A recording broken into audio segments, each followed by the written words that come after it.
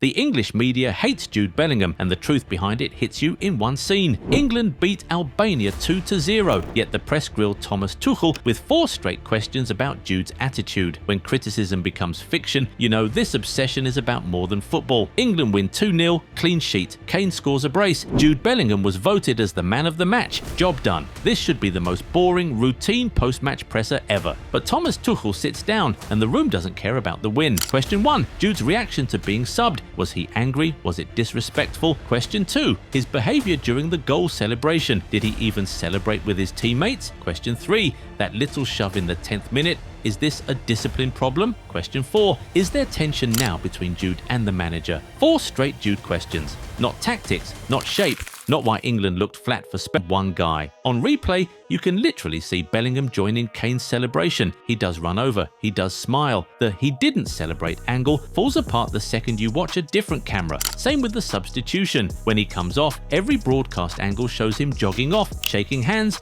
no thrown bib, no tantrum, nothing. The strop they're asking Tuchel about exists off camera, in imagination only. And when people point that out, the excuse becomes, well, the cameras just didn't catch it. One normal qualifier turned into a full character trial. So now rewind a few days, back to Serbia at Wembley. Same qualifying group, same England, but this time Jude Bellingham is not in the lineup. He's on the bench. Tuchel starts Morgan Rogers in the 10, and the talk begins before a ball is even kicked. ESPN and others frame it as a direct battle for that role. Rogers versus Bellingham for England's number 10. England win 2-0 again. Saka scores, Eze scores late, and when Jude finally comes on, he links the move for the second goal and still picks up an 8 out of 10 from some ratings. But the big post-game storyline, not the clean sheet record, not the depth, it's has Bellingham become a World Cup benchwarmer under Tuchel? Articles break it down like winners and losers. Rogers, big winner. Bellingham, the Real Madrid star who has to get used to starting on the bench. Some pieces are calm and logical. They say this was basically an exhibition game, Tuchel rotating because qualification is already done. Others lean instantly into doubt. Can Jude and Rogers coexist? Does Jude still fit the system? Is Tuchel sending a message? So by the time the Albania match even kicks off, the narrative is already loaded. Jude isn't just England's best midfielder anymore. He's under pressure for his place. He's being tested. He's on watch.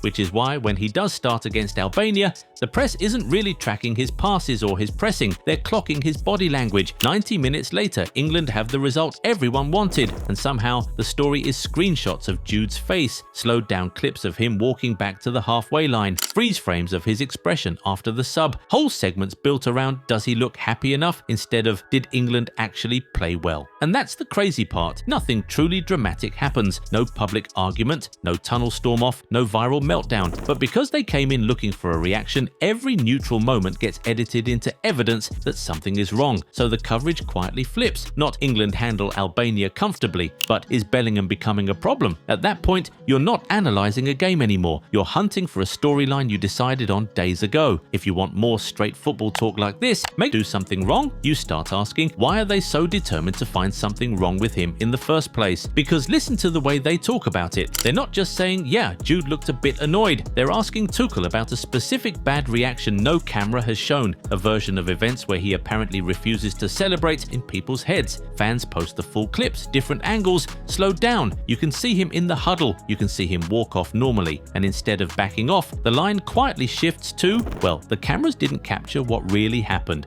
So now we're not dealing with evidence at all. We're dealing with a vibe they've decided is real, and they'll bend reality around it if they have to. Why? Because Jude is the perfect character for the kind of soap opera the English football media love to run. He's 21, then England professionally handle Albania. And when the real footage doesn't fully support the story, you just stretch it. You question his happiness, you psychoanalyze his face, you lean on that magical excuse that the cameras didn't catch the worst bits. At that point, the obsession stops being about what Jude actually did him to be. So if this isn't really about one game, what is it about? One word, control. Most English superstars are built inside the Premier League bubble. The media see them every week, talk to their managers, get drip-fed little leaks from agents and clubs. The story lives in England, on English TV, in English stadiums. Jude dodged that whole system. He went went from Birmingham to Dortmund to Real Madrid. He became one of the best players in the world without giving the Premier League machine first dibs on his image. And now, every time he comes back for England, it's like the press are trying to drag him back into a story they feel they should be writing. Add to that how he carries himself. He doesn't shrink, he walks, talks,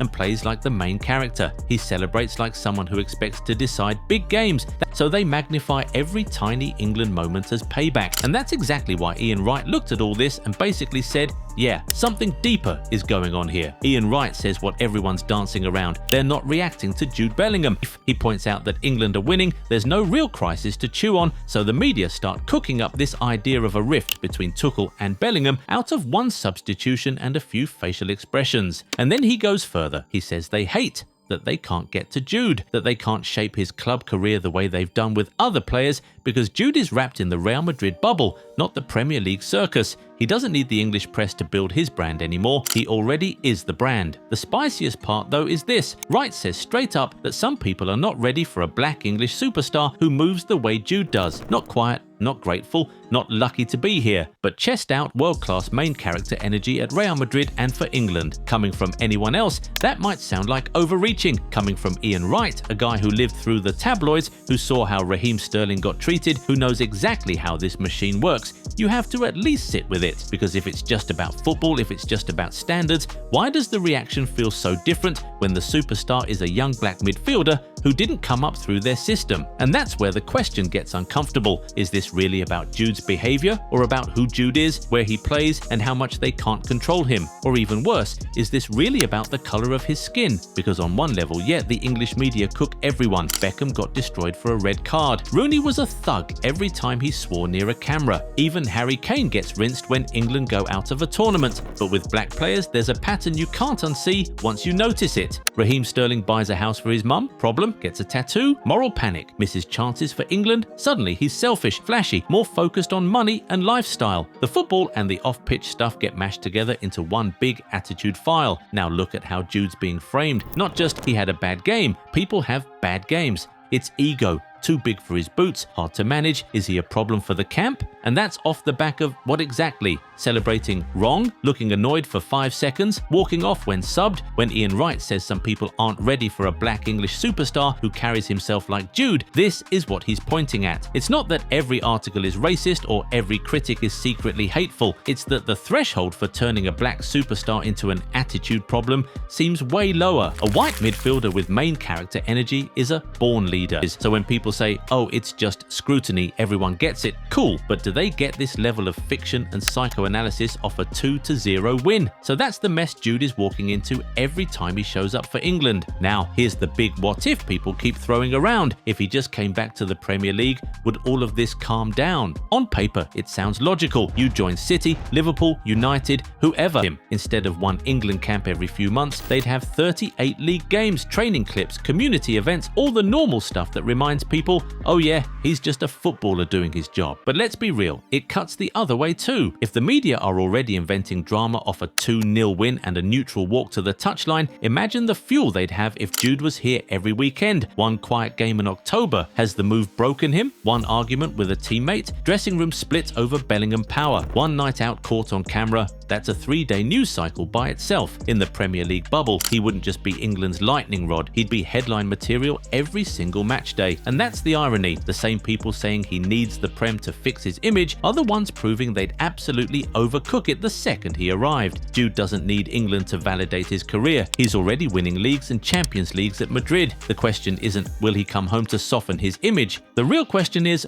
why does he have to soften anything just to be treated fairly? What does this do to a 22-year-old? Jude has already said he felt like a scapegoat after the Euros. He lost his smile with England for a while, even though he was one of the main reasons they got that far. He's also admitted he used to search his own name and read everything until it started messing with his head. Now he has to block it out, like dodging smoke. From the sofa, it's easy to say, he's rich, he'll be fine. But if every camp feels like a trial and your family wake up to the same attitude problem headlines, it stops being just part of the job really fast. So do the English media hate Jude Bellingham? not all of them. Some defend him, some analyse his game properly, but a loud slice of the ecosystem clearly hates that he became the Albania nonsense. So tell me in the comments, is this normal superstar pressure, or is Ian right and this is about control and race as much as football? If this gave you a different angle, drop a like, hit subscribe, and keep watching with the next video on your screen.